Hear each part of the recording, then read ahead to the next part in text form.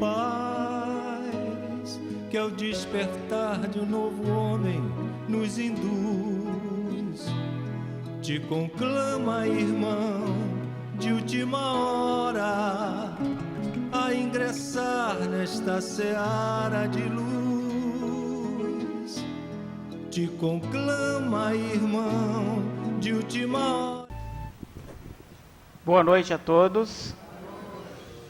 Mais uma vez juntos. A gente sempre está junto para o trabalho. Ainda hoje, agora a Márcia estava chamando por mim e eu estava do lado ali testando a conexão com a internet, para ver se estava funcionando, né? Você que dá trabalhador da casa, tem que trabalhar mesmo, senão não justifica o nome. Mas é com grande prazer que a gente vem aqui, encontra a casa cheia, né? Como todo domingo. E eu lembrei ainda hoje de que Cabo Frio é uma cidade assim, bastante aconchegante e com algumas peculiaridades. Nós estamos aqui em pleno domingo, 18 horas, e lembramos que há tempos outros, não muito remotos, né? O presidente era outro, não o Márcio, que é hoje, mas era o seu Beto. E seu Beto, enquanto estava aqui dirigindo a reunião espírita do domingo, o irmão dele estava na igreja católica aqui próximo, que ele era ministro da igreja católica, né? Então é uma coisa muito interessante de vermos que a gente tem duas reuniões, a igreja, a comunidade católica aqui é grande, a evangélica também é enorme, mas temos reuniões no mesmo horário, no entanto estamos aqui, estão lá, com o firme propósito de caminharmos todos para a frente, né, e de conseguirmos, dos ensinamentos cristãos, extrair lições para o nosso dia a dia. Nosso assunto, Gênese espiritual. Muito se fala nas casas espíritas, né, palestras sobre o Evangelho, sobre o Livro dos Espíritos. Aqui na quarta-feira mesmo, nossa palestra é sobre Livro dos Espíritos e Evangelho exclusivamente.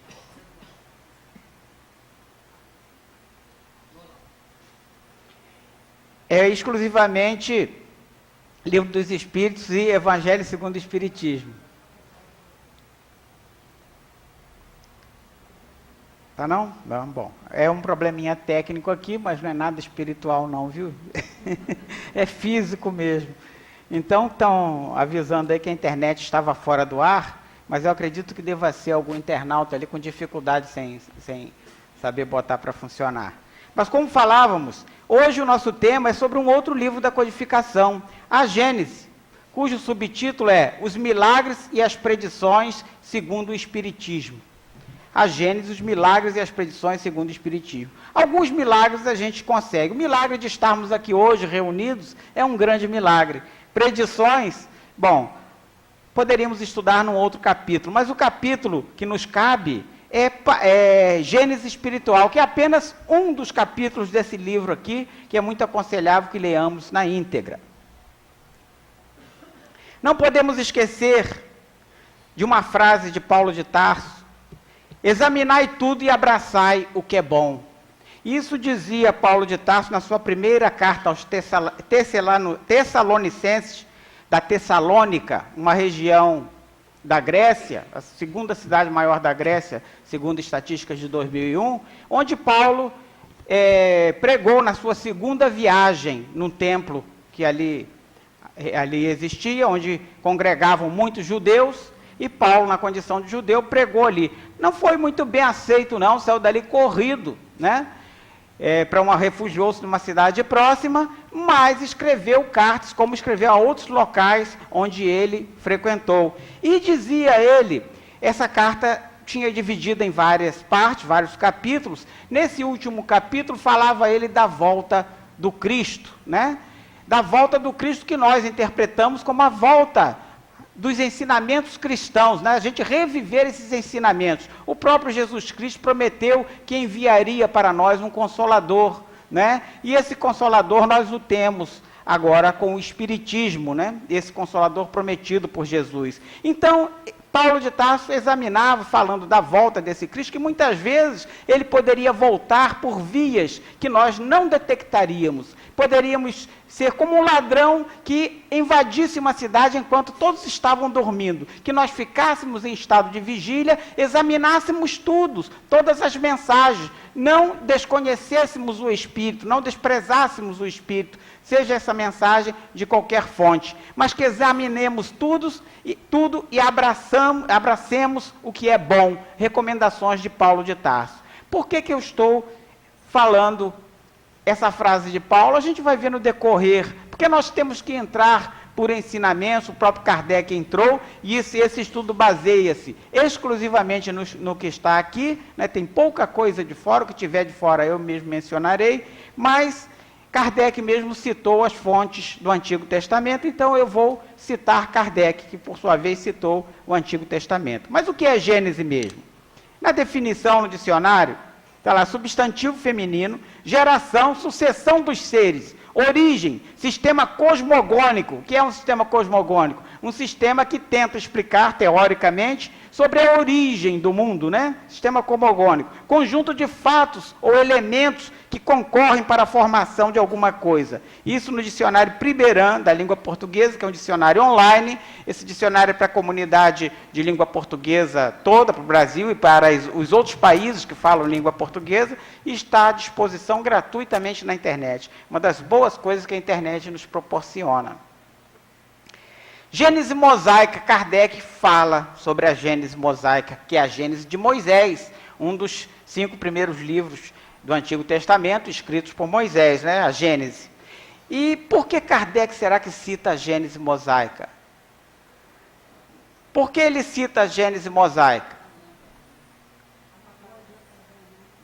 Por que ele cita a Gênese mosaica? Será por uma razão naturalmente racional. Cita ele a Gênese mosaica pelo fato de nós já termos vivido várias reencarnações em outras religiões, certamente. Quantos anos tem o Espiritismo? Em 1958, nunca fui muito bom de matemática, hein, gente? 156 anos, por aí, né? Então, 154, 156. Quantos anos tem o Espiritismo? Talvez tenhamos tido 2 reencarnações, uma reencarnação no Espiritismo, 2. E nas outras religiões, quantas tivemos? Quando falamos de Gênesis, já nos vem à cabeça Adão, Eva, aquela criação do mundo clássica relatada por Moisés, atribuída a Moisés, lá no Antigo Testamento, na Gênese, né? Então fala lá que no primeiro dia Deus criou o céu e a terra e fez-se a luz, né?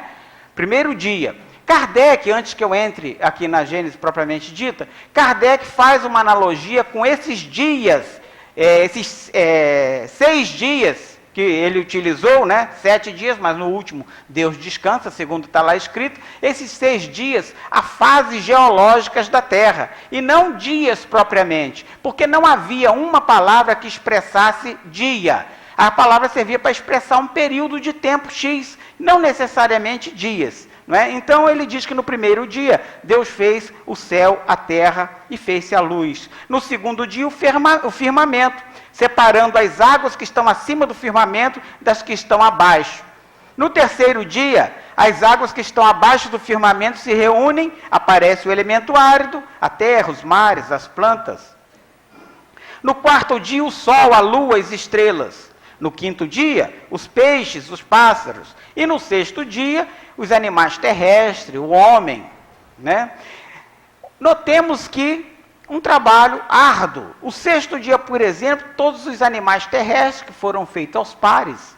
E o homem foi feito único, Adão. Adão estava ali naquele paraíso, não tinha que trabalhar, não tinha nada, só descansar e usufruir das belezas daquele paraíso relatado lá na Gênesis, do Jardim do Éden.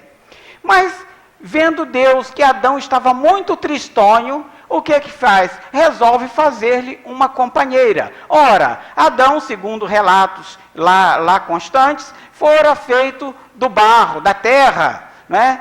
E Eva, por sua vez, tinha que ser feita de outra coisa, outra substância. Os animais todos aos pares, Adão sozinho, então Deus resolve fazer a mulher. Para fazer a mulher, extrai uma costela de Adão, né? E da costela de Adão faz a mulher. Notemos aí que não podemos interpretar isso ao pé da letra. Dias como dias hoje conhecidos, de 24 horas, nem tampouco a costela de Adão, como uma costela, né, qualquer, sobrada ali. Vejamos só, a mulher, esse ser maravilhoso, né, que traz à vida outros seres, um ser muito complexo, né, que geralmente é o centro da família. Enquanto o homem, principalmente o homem antigo, tinha que ganhar o seu sustento, a mulher cabia a gerência da casa, cabia a educação dos filhos, cabia inclusive trazer à vida estes filhos, à luz esses filhos. Como poderia a mulher, esse ser tão especial, ser constituído de uma costela, carne de segunda? Incabível, né, meus irmãos? Então não podemos interpretar ao pé da letra. Tem um sentido simbólico, sim, tem um sentido simbólico, né? Um sentido todo interpretativo, mas ao pé da letra, como ainda hoje insistem alguns irmãos em defender essa tese, certamente não devemos optar por esse viés, pois raciocinando um pouquinho, não nos cabe, né? Não nos parece lógico, né? Então, a mulher fora feita da costela de Adão, segundo o Antigo Testamento, né? Mas a coisa não termina aí. No final a gente vai falar dos anjos decaídos, vai se falar do pecado original, e aí a gente vai voltar a essa pauta, né? Não vamos estender por hora.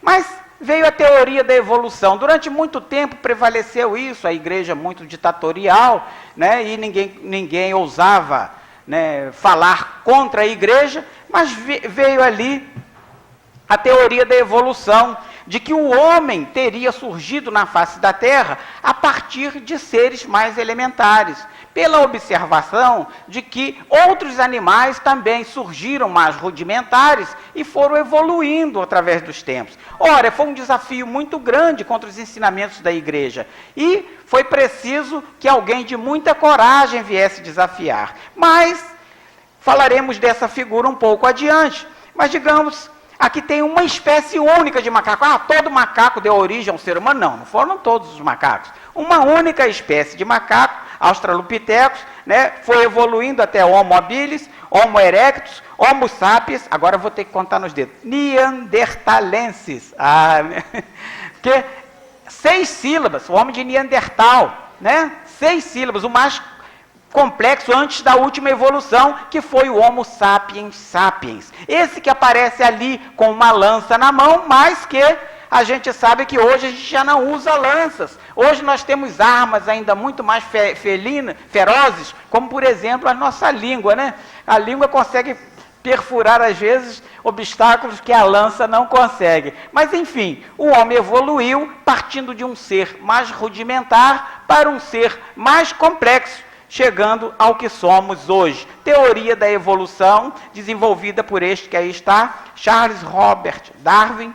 Darwin, que nasceu em 12 de fevereiro de 1809, chama a atenção para a data de nascimento dele, e desencarnou em abril de 1882. Naturalista britânico, alcançou a fama ao convencer a comunidade científica da ocorrência da evolução e propor a teoria que se baseia na seleção natural e seleção sexual. Ora, os seres se desenvolviam através da conjugação carnal, seleção sexual, do ato sexual, né? Dava origem a outros seres, e ali estavam todos entregues às leis naturais, às leis de sobrevivência. E esses seres tinham ali que sobreviver, e os mais fortes sobreviviam. E assim, da procriação de mais forte, essa seleção foi se dando a seleção natural, e Charles Darwin desenvolveu ali a sua teoria, desafiando um conceito já contido no Antigo Testamento e enfatizado, e sendo mesmo os seguidores religiosos obrigados, né, a concordar com aqueles ensinamentos, porque não podiam desafiar uma autoridade tão severa como era a igreja. Obviamente, no tempo de Darwin, a coisa já estava mais amena. Ele teve que vencer algumas dificuldades, alguns cientistas também que insistiam em outras teses para desenvolver. Mas graças a ele, graças às viagens dele, aos desafios dele, ele que nascera com o objetivo de ser um sacerdote dentro da religião dele, voltado à religião, rompeu com a religião num dado momento da sua vida, disse até mesmo ateu, no momento por ocasião da morte da sua filha, de uma de suas filhas, ele perdeu a crença em Deus, rompeu com tudo e saiu em viagens em busca de realizar ali, desenvolver a sua teoria. Nós hoje, ao passarmos aqui na estrada que liga Araruama a Cabo Frio, né, pela Amaral Peixoto, vemos ali Caminho de Darwin, 1832. Então, em 1832, ele andou por aqui e certamente as nossas lagartixas, lacraias e outras coisinhas mais que sempre habitaram a nossa região, também foram motivos da observação, né, e contribuíram de alguma maneira para a obra de Darwin. No final da sua obra, ele diz lá que havia um elo perdido, que se fosse naquele passo evolutivo, a sociedade hoje não estaria no nível que está, a sociedade da época dele, imagine a de hoje, né? Bom, pouco à frente, Hippolyte Léon Denis Rivail, ele nasceu em 3 de outubro de 1804 em Paris, e desencarna em Paris em 31 de março de 1869, nasceu obviamente em Lyon, né? Desencarna em Paris, 1869. Notemos aqui que há ali um certo período entre ele e Darwin. Eles conviveram, Darwin de 12 de fevereiro de 1809 a abril de 1882. E Kardec de 1804 a 1869. Num período eles conviveram, né? Foram contemporâneos.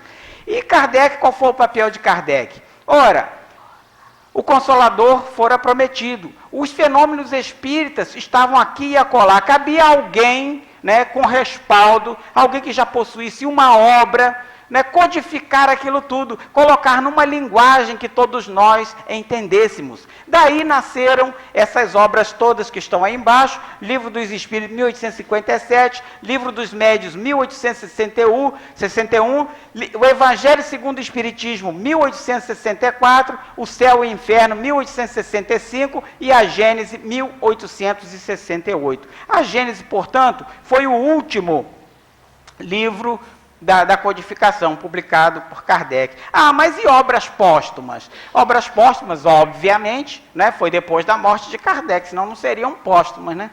Mas foram publicadas cerca de 20 anos após a morte de Kardec, né, por Léon Denis e por Amélie Boudet, sua esposa, né, esposa de Kardec.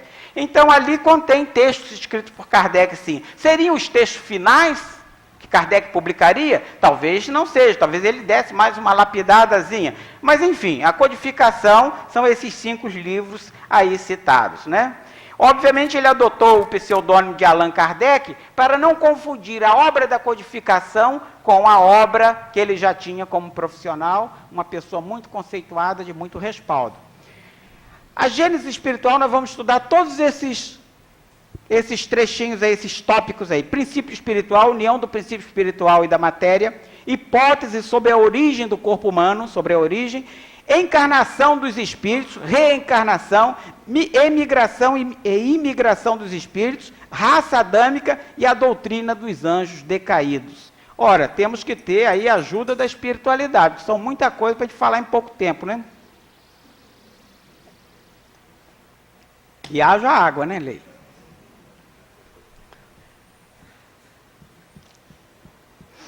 Princípio espiritual. A ideia do ser espiritual é inata no homem.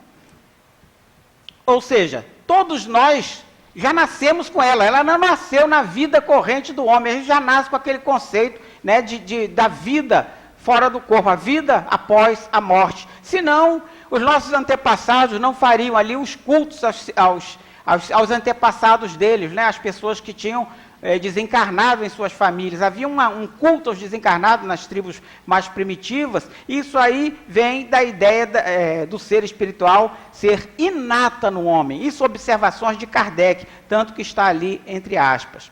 O princípio espiritual se firma por seus efeitos, como a matéria por aqueles que lhe farão que lhe são próprios, né? O princípio espiritual se firma pelos seus efeitos do princípio espiritual, e a matéria também por seus efeitos. Ora, os senhores e senhoras podem estar de olhos fechados, mas quando eu bato aqui, não é madeira, viu, gente? Então não adianta bater. Você bater assim embaixo, a mesa é de madeira, é raridade. Acho que hoje, por causa disso, a simpatia não funciona mais, quase não tem madeira, né? Bom, dizem que bater na madeira 3 vezes dá sorte, mas isso tudo é superstição. Então, se eu bato numa madeira, aqui não é madeira, obviamente, mas se eu bato numa madeira, os senhores e senhoras, estando mesmo de olhos fechados, vão saber que eu bati numa madeira. Eu bati, percuti uma madeira. Se eu tivesse batido numa chapa metálica, o som seria diferente. Então, pelas propriedades daquele objeto, a gente deduz que objetos são aqueles. Pelas propriedades, né, pelos efeitos do espírito, a gente também pode deduzir os princípios espirituais, segundo Kardec observa. Todo efeito tendo uma causa, todo efeito inteligente, obviamente, deve ter uma causa inteligente, né? Então, todo efeito tem uma causa. Se vocês ouviram uma pancada aí, é porque houve uma causa para aquela pancada. Eu bati na madeira. Todos ouviram, porque houve uma causa, né? Então, o efeito foi o som produzido. A causa foi eu bater na madeira. Se o efeito foi inteligente, vocês ouviram um código, eu bati em forma de código, né? Obviamente, a causa também foi inteligente. Né? Quem estava por trás das batidas foi inteligente. Ele dá um exemplo que um sino pode produzir sons de diversas maneiras. Um sino, por exemplo, de uma catedral, falávamos das igrejas próximas, né? O sino de uma catedral, se ele é agitado pelo vento, ele produz sons aleatórios. A gente andando na rua, a gente vai saber que aquele som foi produzido aleatoriamente. Não havia uma causa inteligente, uma fonte inteligente por trás daqueles ruídos. Todavia, se por acaso for aproximando-se da hora da missa, como hoje, nesse horário está ocorrendo na Igreja Católica aqui próxima uma missa, né, o culto deles, logicamente a gente vai saber que aquelas badaladas foram produzidas por alguém intencionalmente. E embora nós não saibamos, não é do nosso meio, aquele código para aqueles fiéis representa alguma coisa. Havia uma causa inteligente, né? Aquele efeito foi produzido por uma causa inteligente. Isso é, de certa forma, uma verdade axiomática. Um axioma é aquilo que não carece de explicação. É tão óbvio, tão fácil de deduzir, a gente já vive no dia a dia e não carece de explicações maiores. É uma verdade axiomática. O princípio espiritual é o corolário da existência de Deus. Então, o princípio espiritual, a existência do Espírito, é o corolário da existência de Deus. E o que é uma corola? Ou coroa? A coroa pequena, né? Os gregos e também os romanos tinham por hábito presentear aqueles que venciam alguma competição com uma pequena coroa, né, de flores. E aquela coroa representava que aquele cidadão que ali estava era um vitorioso, ele tinha vencido alguma competição. Por isso, a coroa, o corolário, né, representava a vitória, é a comprovação da vitória. E o princípio espiritual comprova a existência de Deus. Não se poderia imaginar uma soberana existência de Deus reinando apenas sobre matéria bruta. E Kardec nos chama a atenção de que um monarca não reinaria sobre pedras. Né? De que adianta Deus, um ser, né, onipresente, onipotente, onisciente, inteligência suprema, causa primária de todas as coisas, reinando sobre pedras. Teria que haver seres inteligentes também, para que ele pudesse, não é, reinar sobre esses seres inteligentes. O princípio espiritual e o princípio vital são a mesma coisa? Ora, aí a gente já tem realmente que nos ater um pouquinho, porque muita gente faz confusão entre princípio espiritual e princípio vital. Muitos neófitos, as pessoas chegam recentemente ao espiritismo, né, e vão estudar e se embaralham nisso aí, nesses termos, né, achando que tudo é uma coisa só. Vamos ver o que Kardec tem a nos dizer. Nos diz ele que nós precisamos da matéria. Nós somos constituídos de matéria, princípio vital e princípio espiritual. Esses 3 componentes, nós somos formados por esses 3 componentes. O ser humano tem matéria, tem princípio vital e tem princípio espiritual. E a planta? A planta tem matéria? Tem. Tem princípio vital? Também tem. E o que é a matéria? A matéria é que lhe dá a forma, lhe dá, né, a substância para formar os seus componentes físicos.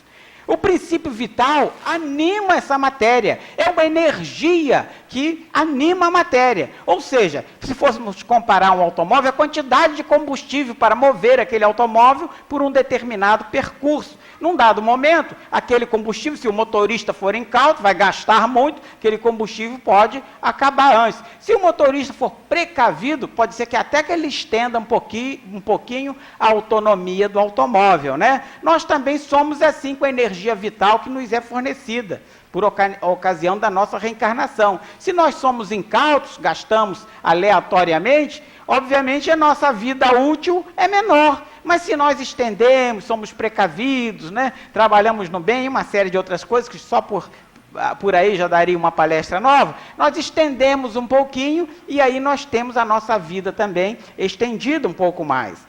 Mas a planta possui princípio espiritual? Claro que não. Então, o gráfico correto seria esse. A planta é um ser vivo também, mas possui matéria, possui princípio vital, mas não possui o princípio espiritual que nós, seres humanos, possuímos, né? Nós somos o espírito, né? Nós somos o espírito. Nós possuímos um corpo, o princípio material. O princípio espiritual teria origem no elemento cósmico universal? Seria ele apenas uma transformação de um modo de existência desse elemento, como a luz, a eletricidade, o calor e etc.? O que nos dizem os espíritos? Se fosse assim, o princípio espiritual sofreria as vicissitudes da matéria e se extinguiria pela desagregação como o princípio vital. Seria a sanção das doutrinas materialistas, ou seria confirmar as doutrinas materialistas. Porque o que dizem os materialistas? Os materialistas asseveram que não há espírito, não há coisa alguma. Que o corpo, ao se acabar, acaba-se tudo. A vida se extingue por completo, né? Nós sabemos da sobrevivência do espírito. As religiões todas sabem da sobrevivência dos espíritos, religiões, logicamente, cristãs, sendo elas dogmáticas ou não. Elas preconizam ali a existência do espírito. Porém, dão destinos diferentes após a morte. Enquanto nós achamos que temos a reencarnação, eles acham outra coisa, mas a gente vai falar um pouco mais à frente. Se fosse assim, o princípio espiritual sofreria as vicissitudes, ou seja, padeceria das coisas que são pertinentes à matéria. Se a matéria sofre, o espírito sofre. Se a matéria morre, o espírito morre. Se extinguiria com a desagregação da matéria. E nesse caso a gente sabe que não existe, ao contrário do que falam os materialistas. Tudo emana de Deus, sabemos nós, tudo. De Deus partem, né, dois elementos básicos. O princípio inteligente e o princípio material emanam de Deus. E que fim é dado a esses dois princípios? Bom, enquanto o princípio material vai gerar o fluido cósmico universal, que é um fluido que está por toda parte, mas vamos recapitular um pouquinho o que é mesmo um fluido? Bom, vou usar um agora. A água é um fluido, mas é um fluido ponderável. Eu consigo medir, consigo decompor. Os elementos, o instrumental do qual a ciência dispõe hoje, consegue descobrir detalhes ali mínimos da água, saber a constituição, saber estabelecer muita coisa. Todos nós passamos pelos bancos escolares, todos nós estudamos química, todos nós, muitos de nós, né, alguns gostavam, aterrorizavam-se diante daquela tabelinha ali, chamada tabela periódica, que tinha uma divisão de linhas e colunas, e aqueles elementos agrupados, uns metais, outros gases, e aí por diante, número atômico, peso atômico. Para decorar aquilo tudo, era um Deus nos acuda, né? Muitas noites, né, mal dormidas, mas enfim. Hoje em dia, essa tabela foi ampliada. E por que foi ampliada? O instrumental da ciência foi aprimorado. E aprimorando-se esse instrumental, logicamente, pôde-se descobrir mais elementos. E a tabela periódica hoje, os nossos filhos, né? E futuramente nossos netos lidam hoje com uma tabela maior, com mais elementos, e futuramente ainda com mais elementos. Ora, os elementos do fluido cósmico universal constam daquela tabela? Ainda não. Um dia constarão ali? Talvez. A ciência está evoluindo, mas por hora ainda não consta, muito embora essa tabela já tenha sido ampliada. Então, aquele fluido que a gente não consegue ainda mapear, é etéreo, está na natureza, né? Ele está em toda parte, onde antes pensávamos que havia só matéria bruta, só coisas compactas. Hoje a física quântica já nos mostra que não é bem assim. Há muitos que ainda trazem consigo a ideia de que tem que trazer sua aguinha para fluidificar, para magnetizar, né? Que fluido ela já é um fluido, né?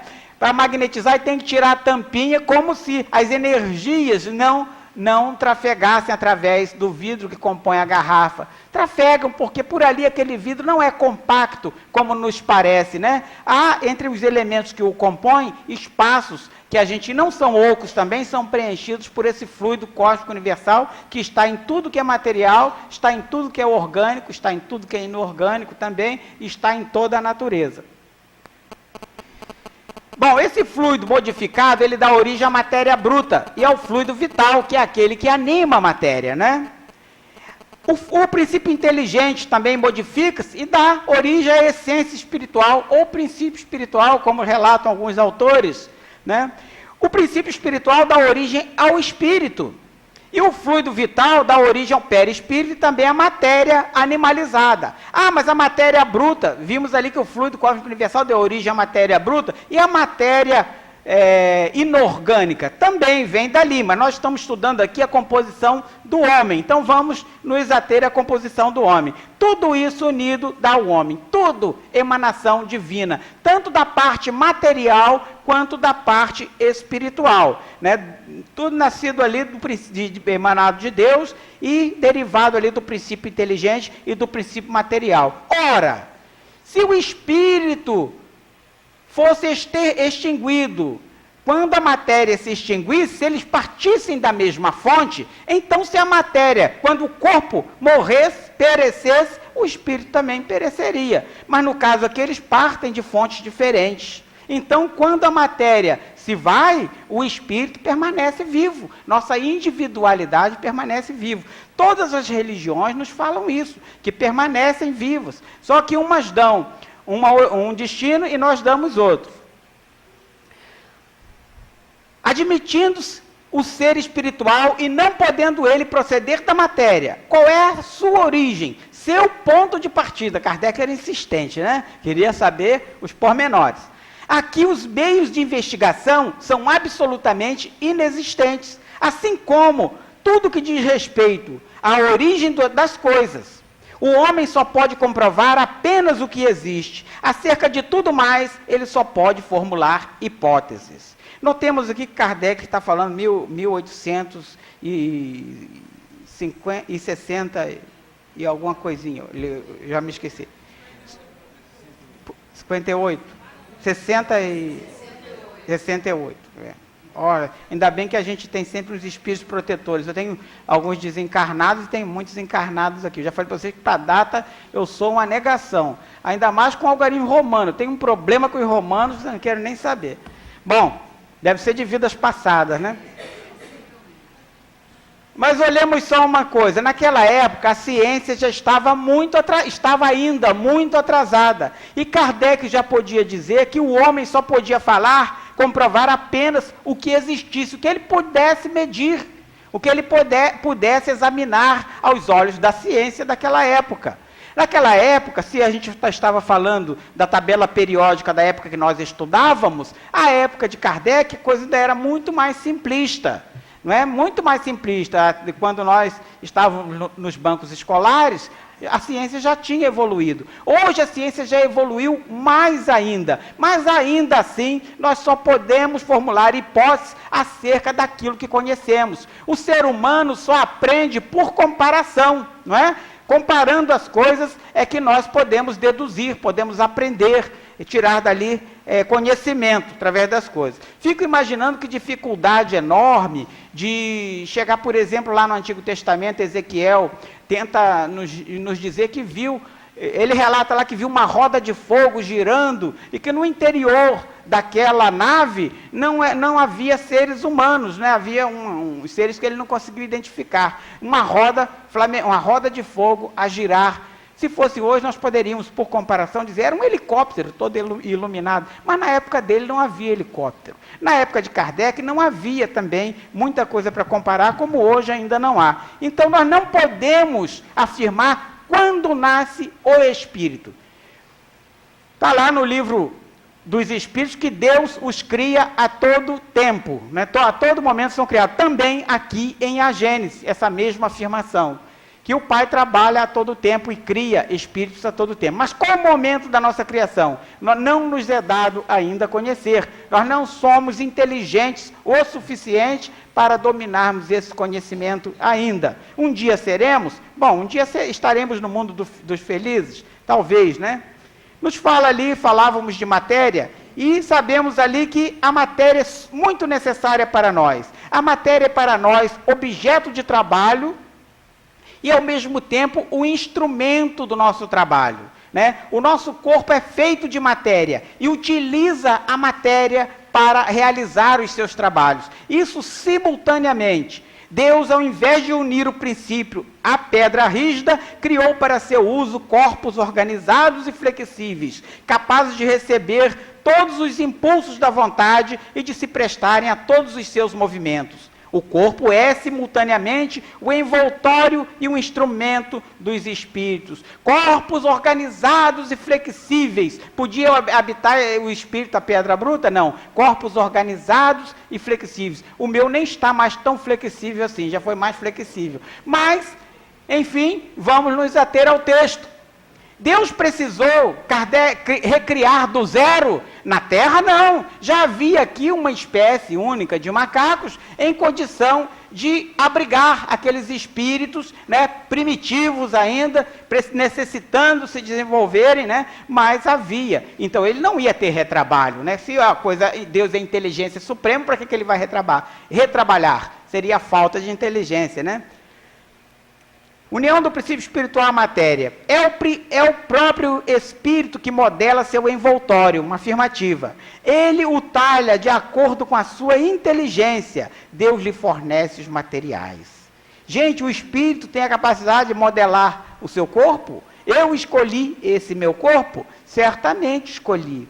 Quando nós estudamos em um livro dos espíritos parecências físicas e espirituais, nós vemos que o espírito, se ele é já esclarecido o suficiente, ele tem condição de escolher a natureza das provas. E ele escolhe ainda o local, a comunidade onde ele vai nascer. Ora, se nós pegarmos a diversidade enorme de povos que tem nesse nosso planeta, veremos que somos de diversos formatos e cores diferentes. Se pegarmos, por exemplo, uma pessoa de uma região fria, dos Andes, por exemplo, notamos que ela é mais arredondada, mais gordinha, porque ali o ser humano não pode perder calor, e nós perdemos calor pelas nossas extremidades. Então há o ser ali que ser um pouco mais arredondado. E vai dizer para ele ali que daquela comunidade é feio. Feio aos nossos olhos. Para eles, nós somos horríveis. Então, o espírito, ao reencarnar, ele escolhe o local onde ele vai reencarnar, os povos onde ele vai reencarnar, geralmente, se ele tem condição de discernir sobre isso. Nossa palestra não é sobre reencarnação, muito embora ainda voltemos a abordar isso aí. O corpo, sendo exclusivamente material, sofre as vicissitudes da matéria. Depois de funcionar por algum tempo, se desorganiza e se decompõe. O espírito, para quem o corpo privado de vida dali em diante torna-se inútil, deixa-o como se deixa uma casa em ruínas ou uma roupa imprestável. Ora, há ainda aí equivocado o conceito de que o corpo morre porque o espírito o abandona. Kardec aqui nos diz o contrário, através, logicamente, da revelação ali dos espíritos, né? De que é a energia vital que se extingue e quando o corpo morre, né, por falta de energia, dessa energia vital, o espírito aí sim se desgarra daquele corpo, né? porque aquele corpo não lhe serve mais, como não serve a alguém uma casa em ruínas. Levando-se em consideração apenas a matéria e abstraindo-se um espírito, o homem não possui nada que o distingua de um animal, mas tudo muda de aspecto quando se faz uma distinção entre a habitação e o habitante.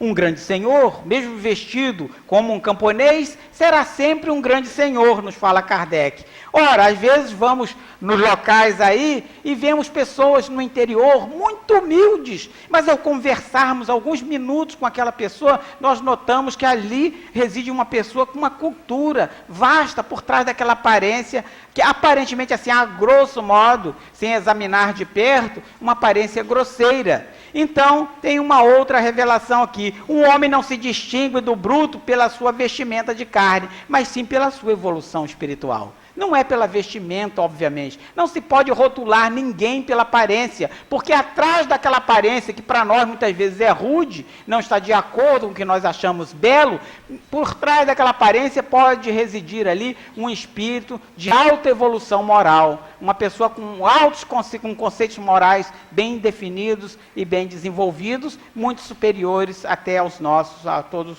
né? Não depende da aparência. Da semelhança de formas exteriores que existem entre o corpo do homem e do macaco, alguns fisiologistas concluíram que o primeiro é apenas uma transformação do segundo. Alguns fisiologistas concluíram, boto de novo aquela nossa fotozinha ali para a gente fixar. Kardec fala alguns fisiologistas. Por que ele fala isso, né? Notemos que em toda a obra da codificação tem duas características que me chamam muito a atenção em Kardec, né? Ele não faz uso de metáforas, de sentidos figurados. Kardec é muito direto no que ele quer dizer. Uma outra coisa que me chama a atenção, nos chama, porque todos que lerem vão observar isso, é que Kardec também não faz citação de nome de ninguém. Ele não cita nomes no livro da codificação. Bom, e obras póstumas é outra coisa. Obras póstumas, logicamente, foi feito através de uma compilação de documentos ali de Kardec. Ele não editou de próprio punho, muito embora tenha escrito aqueles textos, mas ele não editou de próprio punho. Portanto, lá há citações, há alguns usos assim, material que ele obviamente selecionara para elaborar um outro compêndio. Mas naquele caso não deu tempo e foi feito por mãos de terceiros, né?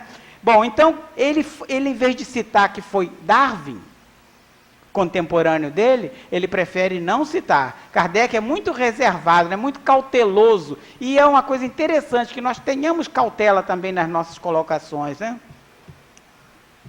Vestiu-se então da pele de macaco, sem deixar de ser espírito humano. Assim como o homem não raro se veste da pele de certos animais, sem por isso deixar de ser homem. Tem aqui algum homem vestido da pele de animal? Não tem, né? Não tem, não raro, mas não raro naquela época. Hoje em dia, né, está aí um movimento ecológico, os casacos de pele já não são assim, mas ele se referiu, obviamente, às caçadas, que a pessoa às vezes colocava a roupa, né, de couro, não remotamente no nosso interior aqui mesmo, a gente quando tinha que pegar um cavalo no pasto, né, se vestia geralmente uma capa de couro, que é para enganar o pobre do animal, e ainda levava uma mandioquinha, cavalo adora uma mandioquinha, mas a gente tinha que ir mesmo assim contra o vento, no sentido contrário do vento, senão o bicho era arisco, a maioria deles, roubava a mandioca e saía em disparada. Aí quando acabava a mandioca, você longe de casa ia voltar para pegar outra mandioquinha, aí a gente enganava o pobre animal mais uma vez, pegava-se um pedacinho de excremento de vaca, né, já sequinho e tal, no formato da mandioquinha, e ali a gente enganava o animal. Não façam isso, não façam isso. Mas hoje em dia não há mais essa necessidade, hoje em dia até os laços são mais modernos e já não se pega animais como se fazia antigamente, né? Não há necessidade, hoje a gente tem automóveis, né? Nós estamos num local urbano, mas o homem vestia-se sim com finalidades múltiplas, no caso do interior, também para enganar o animal, para que ele não percebesse o cheiro, que nós não denotamos, que para nós esse cheiro é muito familiar e a gente já não percebe, mas o animal percebe o cheiro do ser humano de longe. Então, para enganar os animais, o homem vestia-se para as caçadas, para capturar animais e assim por diante. Fique bem entendido que se trata aqui de uma hipótese e que de modo algum é colocada como princípio. Uma hipótese. né, Kardec deixa ali que é uma hipótese, aquilo ali não foi colocado como princípio. Espíritos de macaco continuam se ligando a corpos de macaco. Espíritos humanos continuam se ligando a corpos de humanos. Essas informações, gente, estão todas aqui, viu? Aqui em A Gênese. Para nós, falei que eu voltaria ao assunto, a vida resume-se em nascer, viver e morrer. E ali no cabeçalho tem os tópicos que a gente está abordando, no caso aqui, encarnação dos espíritos e reencarnação, juntei tudo num tópico só para a gente simplificar, que o relógio de casa espírita é turbinado, acredito que agora com aquelas pilhas importadas aqui do nosso lar, né, alcalinas, então corre que é uma beleza. Mas vamos ver, para a gente concluir o nosso estudo aqui, o que é a vida para nós espíritos e para qualquer um de nós. Nascer, viver, morrer. É assim para nós espíritos, é assim para os nossos irmãos de outras crenças, é assim para os materialistas, mas os nossos irmãos de outras crenças, como nós já falávamos, dão destinos distintos. Depois da morte, a alma, o espírito sobrevive, e eu tenho que falar disso aqui, porque na conclusão, quando nós falarmos em anjos decaídos e em pecado original, nós precisaremos desse conceito. Então, para esses nossos irmãos das religiões dogmáticas diversas, depois que o cidadão desencarna ou morre para eles, a alma vai ou para o céu, se foi bonzinho, ou se arrependeu no último momento, né, foi salvo, foi para o céu, e ali vai ficar ouvindo cítaras, harpas, né, talvez gozando os benefícios do paraíso. Bom, mas aquele que não se comportou tão bem assim, tem um outro destino. Aquele é lançado num outro local, não muito bom, administrado por um tal senhor, que até chifres tem. Quem aqui vai confiar no administrador de chifres, né? Mas o senhor até chifres tem naquele local, e ele vai padecer horrores naquele local, do qual ele não sairá segundo as religiões dogmáticas. Nós temos outra visão. Nós temos a visão da erraticidade. Bom, só a critério de comentário, há também os intermediários, que ficam numa espécie de limbo ali, né, esperando um certo julgamento, que vai taxá-los como bonzinhos ou como maus, e aí eles terão o destino definitivo. Mas não nos compete estudar isso, né, nem nosso tempo permite. Para nós, após a morte, nós passamos pela erraticidade. O que é erraticidade? O espírito passa a errar? Não, passa a andar livremente, sem estar atrelado ao seu corpo físico. Ou seja, pode transitar com mais liberdade, ir onde quiser, logicamente, dentro daquela sua faixa vibracional, onde ele se encontrar. Não é assim também livre, como se possa imaginar, porque ele fica preso na sua determinada faixa, né, vibracional. Mas ele tem mais liberdade e também continua a aprender, mesmo desencarnado, para que quando ele reencarne, volte à vida, ele possa colocar em prática aquele aprendizado que ele ainda não colocara na reencarnação anterior. Corrigir as falhas que ele, né, que ele fizera, que ele cometera na encarnação anterior. O perispírito, nós quando desencarnamos levamos o nosso perispírito. Ora, mas o perispírito não é material? Ora, é material, mas nós continuamos no orbe terrestre. Então, para que a forma do espírito continue, né, ele precisa do seu perispírito para que ele dê a forma, né, a forma do espírito. Ele vai continuar no orbe terrestre, numa outra dimensão. O processo reencarnatório. Processo reencarnatório, a gente procura aqui e acolá e não encontra um exemplo melhor do que em Missionários da Luz, na reencarnação de Segismundo, no capítulo A Reencarnação de Segismundo. Eu vou simplificar aqui muito rapidamente, nosso tempo está correndo. Adelino e Raquel e Segismundo viveram uma encarnação anterior. Houve lá uma desavença entre eles, um triângulo amoroso. Segismundo termina por tirar a vida de Adelino. Adelino e Raquel reencarnam. E Segismundo precisava reencarnar naquela família para acabar com essa diferença, para que fizessem as pazes. A espiritualidade tem muita dificuldade em aproximar o espírito, né, de Segismundo daquela família que já é encarnada. Tenta de várias maneiras, mas Adelino está reticente. Adelino não permite nem que se chegue para fazer essa abordagem, porque ele está também num atrito com a mulher. Aí ele sensibiliza o filho, aquela história toda muito bem narrada no livro. Aconselho muito que leiamos novamente esse livro, para que tiremos essa história em detalhes, né? Aqui eu não tenho tempo para isso. Mas aí a aproximação.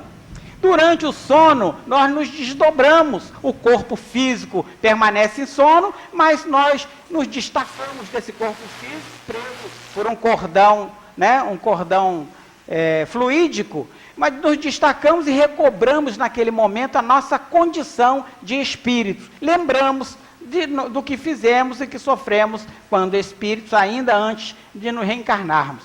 E Adelino, ao se desdobrar, ele encontra Segismundo ali esperando para fazer as pazes com ele e toma um susto. Aquele que lhe tirara a vida, ele ali encontra, fica assustado, obviamente, mas aí, com passe, né, da espiritualidade que estava ali, um passezinho, uma beleza, né? O passe tal acalma Adelino e a ponto dele fazer as pazes e propicia ali aquela aproximação, eles se perdoam ali desencarnado e ao processo reencarnatório propriamente, onde há a concepção, a conjugação carnal entre Adelino e Raquel, e obviamente os espíritos ali, no relato do livro, que eles se afastam, e após a concepção, no momento da ligação do espermatozoide com o óvulo, a espiritualidade está ali selecionando o óvulo e genes que foram ali, logicamente, programados no plano reencarnatório. Então seleciona e tal, e o espermatozoide, ao entrar no óvulo, o óvulo logo se tranca.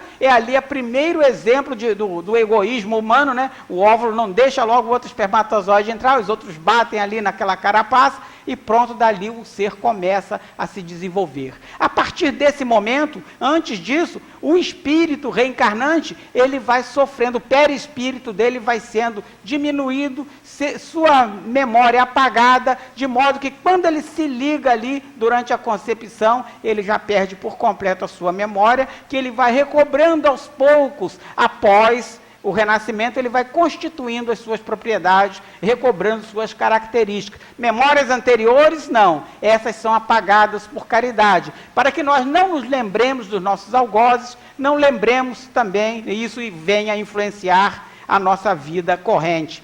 Necessidade da reencarnação todos nós temos. Diferença entre as raças? Ora, temos várias diferenças, gente. Várias raças, portanto, não poderiam nascer de um exemplar de humanos somente, que era Adão e Eva, como está lá na Gênesis de Moisés. Nós fazemos migrações e emigrações constantemente do mundo corpóreo para o mundo espiritual. Às vezes essas migrações são regulares, nas mortes normais, desencarnes normais. Às vezes nas grandes calamidades elas são coletivas. Às vezes também migrações entre mundos. Kardec mesmo fala aqui da raça adâmica. Raça adâmica que, após se encontrarem as raças primitivas espalhadas pelo planeta desses tempos imemoriais, surgiu uma raça mais inteligente, apta às artes e à ciência, que impeliu todas as outras ao progresso. Seu aparecimento ocorreu há apenas alguns milhares de anos, ao contrário das primitivas, sendo comprovado pelos fatos geológicos e a observação antropológica. Foi denominada raça adâmica. Ora, a Bíblia remonta, né, o nascimento da humanidade a cerca de 6.000 anos, né, por aí. 6.000 anos. Mas descobriu-se, né, nos chineses, escritos antigos, né, muito mais antigos do que isso, e fósseis de humanos muito mais antigos do que isso, onde a ciência veio desmontar essa teoria de que a humanidade toda teria nascido de dois elementos, que foram Adão e Eva, criados ali pelo próprio anjo.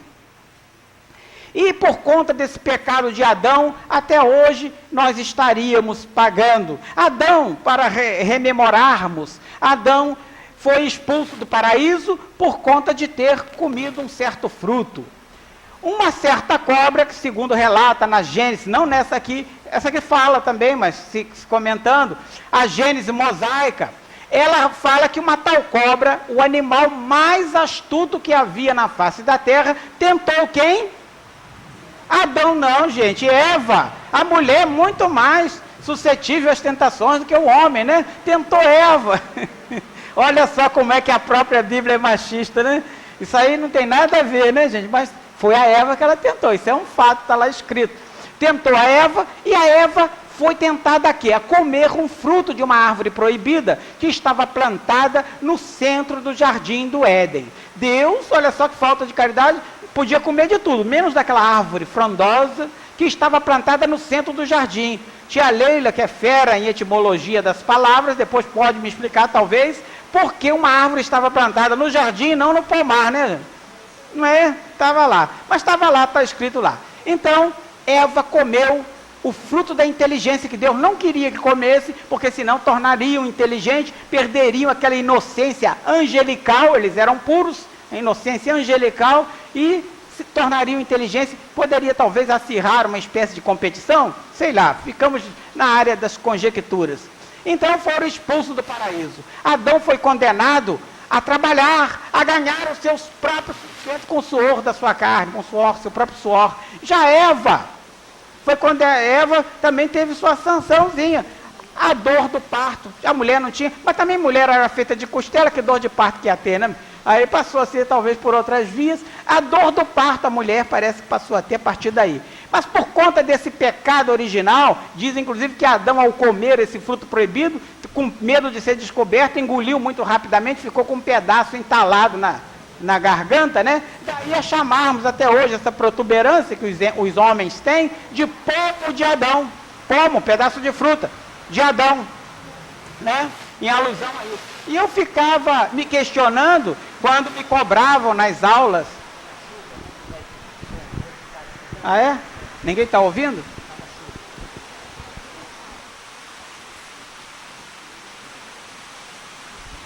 Aqui está caindo uma chuva torrencial e o povo lá fora está reclamando que não está ouvindo, porque aqui, além do salão, nós temos um anexo com telão, que não comporta cerca de 300 pessoas no nosso salão, né? Então, o povo estava reclamando, vamos trocar de microfone, a bem dos ouvidos dos nossos irmãos, né? Então, o pecado de Adão. Adão foi expulso por conta de ter comido esse pomo que ficou agarrado na sua garganta. E eu me questionava, e quando me cobravam, dizendo que aquilo ali, a protuberância do homem seria o pomo de Adão, e eu passava a mão quando criança, não tinha gogó nenhum, e falava o meu colega do lado, olhava para ele com um gogozão criado a Todd. Eu falei, meu Deus do céu, comeu meus 2 pedaços de fruta, me deixou sem nada, né? Eu, na minha cabeça de criança, na minha linguagem simples, aquilo já não cabia. Imaginemos isso aí caber hoje em dia na cabeça de uma pessoa que tem o raciocínio e é convocado a raciocinar, né? Dificilmente essa história, podemos tomar lições morais dali, tirar dali deduções, mas não tomá-la ao pé da letra. Por conta disso, Adão foi expulso do paraíso. Anjos que se rebelaram. A história dos anjos decaídos. Adão seria a situação angelical, foi rebaixado, né, para uma situação de pecaminoso, um anjo que decaiu. Aqueles habitantes, quando falávamos dos desencarnes, dos reencarnes coletivos, Kardec nos chama a atenção aqui para os reencarnes coletivos, que Adão não seria um homem, seria o representante de uma raça, da raça adâmica, que teria vindo exilados de outro planeta para cá. Qual planeta? Kardec fala? Não fala. Não fala de Capela, não fala nada. Capela vem de missionários A Caminho da Luz, de Chico Xavier, depois Edgar Armond tomou carona também, né? E por aí por diante. E citam aí Capela, que os cientistas até questionam, né, que Capela, sendo uma estrela de maior grandeza do que a Terra, do que o Sol seria mais jovem que Capela. Mais jovem, o contrário, Capela seria mais jovem que o Sol, não poderia, portanto, né, os exilados terem vindo de lá ou de cá. Ora, não vou entrar por esse viés. Primeiro, porque não domino. Segundo, porque não sei se mesmo sendo uma estrela mais jovem, pudesse ali, né, desprender seu pedacinho mais cedo, ter ali seu Big Bang mais cedo, e ter nascido ali um planetinha, um planeta mais cedo no seu entorno. Isso eu não sei, não tenho como, né, falar sobre isso. Certamente há estudiosos sobre esse assunto, e devemos sim estudar, questionar, procurar fontes, tentarmos aí descobrir. Mas o fato é que esses espíritos que chegaram à Terra para ajudar a humanidade, seriam anjos decaídos ou não seriam? Eles não conseguiriam mais ficar no orbe, nos seus planetas de origem. O planeta tinha evoluído, a sociedade evoluído moralmente e intelectualmente. Como o planeta mudou de aspecto, eles teriam que habitar outro planeta. E esse outro planeta vieram para a Terra em condições ainda primitivas. Imaginemos uma pessoa em condição desenvolvida cair num local ainda primitivo, sem telefone celular, sem uma TV de LCD, sem uma internet. Deveria ser muito ruim, né? Mas eles caíram numa situação primitiva.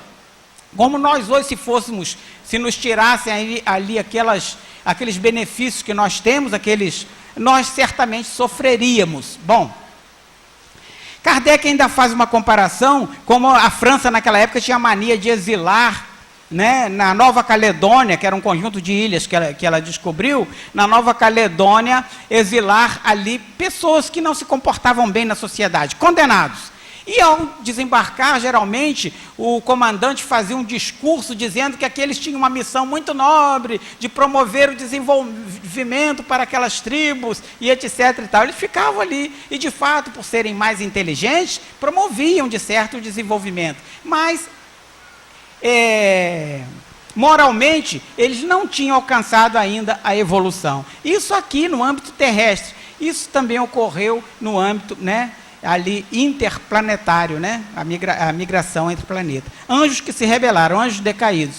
Teoria do pecado original, essa teoria de que Adão, né, o pecado de Adão, a gente estaria pagando até hoje por conta disso. Então diz lá que por conta disso veio Jesus para tirar o pecado da face da terra, veio o Cristo.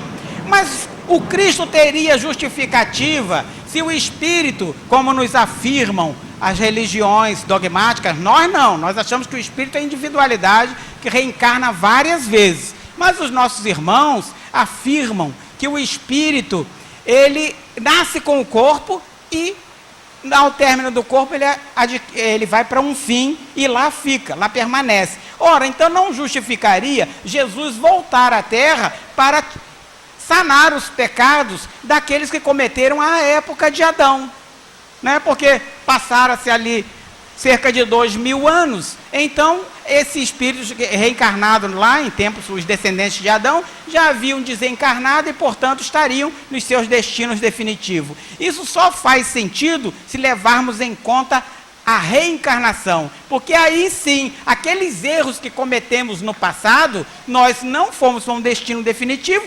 reencarnamos e aí sim podemos aprender com esses emissários que vêm à Terra. No caso, Jesus, o Espírito mais perfeito encarnado na Terra, Jesus, né, que veio para nos dar o exemplo, nos dar o ensinamento e para que aprendermos. Então Kardec afirma que o pecado original é assim, peculiar a cada indivíduo e não o resultado da responsabilidade da falta de outrem a quem jamais conheceu. Faz isso lógica, é uma lógica que nos, né, fácil da gente compreender. A humanidade não poderia jamais ter surgido unicamente de Adão e Eva. Primeiro que descobriu-se vestígios do homem muito antes do que isso. E segundo que, de Adão a Noé, a própria Antigo Testamento tem uma escadinha lá, de Adão de descendência, de Adão até Noé. E não há uma população muito grande assim, né? É pouco. E, ademais, Noé, cerca de 1.600 e poucos anos depois, a Terra foi submetida a um dilúvio, segundo o Antigo Testamento. Ao dilúvio que exterminou boa parte da humanidade, sobrevivendo Noé e sua família, que não era numerosa, e mais os animais. Eu fico imaginando o trabalhão que deve ter tido a Noé para construir uma arca. Talvez seja bom até de começar a construir uma agora, está chovendo muito, hein? Construir aquela arca, né? Quantas marteladas não deve ter dado o pobre de Noé, porque uma vez eu estava de um lado da minha casa, o cara construindo um simples barquinho, e eu não conseguia nem prestar atenção em nada, com tanta tamanha martelada que o cara dava para construir um barquinho pequeno. Eu fico imaginando Noé para construir aquela arca para caber tanta coisa, né? Mas enfim, eu sei que Noé salvou ali a humanidade, salvou os animais, mas se olharmos os próprios relatos, cerca de 400 e pouco, não chega a 500 anos depois, os hebreus já haviam migrado, né, para o Egito, e lá encontraram pessoas, né, desenvolvidas, uma sociedade desenvolvida, tão desenvolvida a ponto de os tratar como estrangeiros, portanto não poderiam ser do mesmo pai, os tratar como estrangeiros, né, não poderiam ser de Adão e Eva, do mesmo pai físico, biológico eu estou falando, né, os tratou como estrangeiros e ainda os escravizou, né, então obviamente aí nos deixa claro de que a humanidade surgiu sim, e em pontos distantes, nós temos brancos, negros, vermelhos, amarelos, não é? Ademais, se formos olhar direitinho, prestarmos bastante atenção, se pegarmos uma pessoa, se houvesse por acaso uma comunidade verde no interior da Amazônia, falei verde por causa da cor da sua roupa, viu, Leila? Verde no interior da Amazônia e trouxéssemos para o Rio de Janeiro, que é quente, né? O clima é diferente, ou pegarmos essa comunidade de um clima frio e trouxéssemos para o Rio, essa comunidade não mudaria de característica pelos fatores climáticos.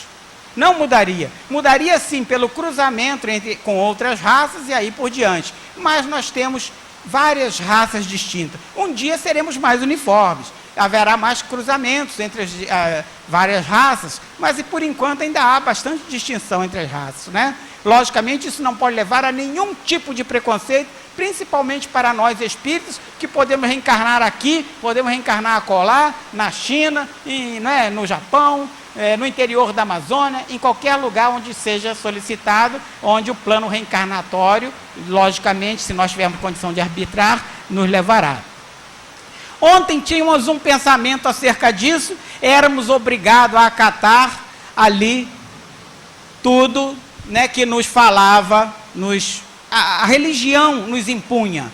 Hoje nós já podemos raciocinar. O que Kardec fez não foi trazer nenhuma mágica, não foi fazer nada diferente, foi simplesmente pegar os antigos ensinamentos e nos levar a raciocinar. Não aceitemos de pronto. Eu conclamo aos senhores, peço aos senhores que nós também não aceitem nada disso que eu estou falando.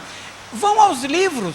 Está tudo aqui, está tudo em outras fontes. Não vamos aceitar nenhuma informação de cima para baixo. Vamos tratar tudo em nível de igualdade. Nós temos à nossa disposição a literatura, né? Hoje podemos fazer, amanhã talvez estaremos certamente num futuro longínquo, é certo, mas estaremos no mundo dos felizes, nos amaremos verdadeiramente como Jesus nos convocou a amar, né? Amaremos uns aos outros, sem impor condições alguma. Mas por ora nós temos várias fontes e recordamos ainda Paulo de Tarso, que nos chama a examinar tudo e abraçai o que é bom.